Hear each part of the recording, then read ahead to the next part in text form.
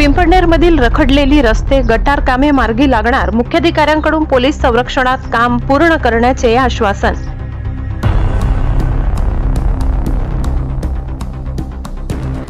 पिंपळनेरात गेल्या 4 महिन्यापासून शहरातील रस्ते आणि गटारींची कामे रखडल्याने नागरिकांना मोठ्या त्रासाला सामोरे जावे लागत आहे. गल्लोगल्ली केलेले खोदकाम आणि घरासमोर साचणाऱ्या सांडपाण्यामुळे आरोग्याचा प्रश्न गंभीर झाला असून रात्रीच्या वेळी अपघाताची भीती निर्माण झाली आहे.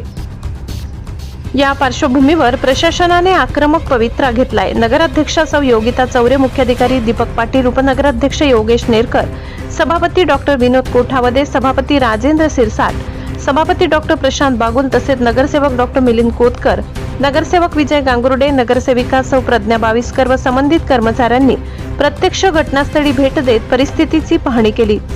मी दीपक पाटील, मुख्याधिकारी पुणे नगर परिषद. प्रभाग क्रमांक 9 मध्ये जे काम सुरू होतं ते काही तांत्रिक कारणामुळे बंद पडलं होतं. ते उद्यापासून आपण सुरू करतोय. त्याचे लेव्हलिंग वगैरेचं काम पण आज होऊन जाईल आणि उद्यापासून ते काम सुरू करून नागरिकांची जी काही गैरसोय होते ती पूर्णपणे टाळून उद्यापासून लवकरात लवकर काम पूर्ण करण्यात येईल. नागरिकांचं म्हणणं होतं की गेल्या अनेक दिवसापासून हे काम रखडलेलं आहे. त्याच्यातल्या ज्या तांत्रिक आणि इतर अडचणी होत्या त्या दूर करण्यात आलेल्या आहेत. कंत्राटदारालाही बोलून घेतलंय.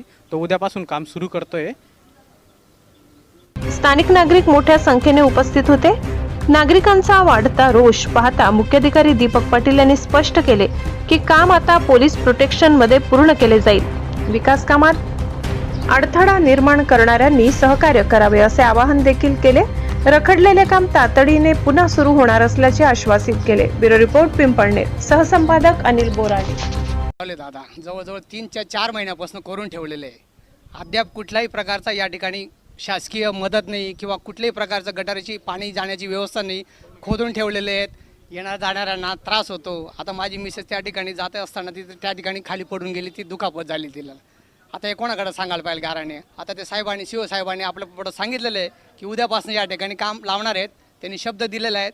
आमची सर्व नागरिकांनी हीच इच्छा आहे की बा उद्यापासून त्यांनी व्यवस्थित काम लावावं आणि या ठिकाणी त्यांनी दखल घेऊन या ठिकाणी स्वतः थांबून या ठिकाणी काम केली गेली पाहिजे.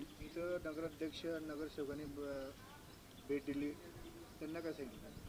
त्यांनी सुद्धा हेच आम्हाला या ठिकाणी सुचवलं की बा उद्यापासून आम्ही सर्व पाणी केलेले आहे. उद्यापासून आम्ही सर्व परिणाम आम्ही स्वतः थांबून या ठिकाणी आम्ही काम करणार आहेत.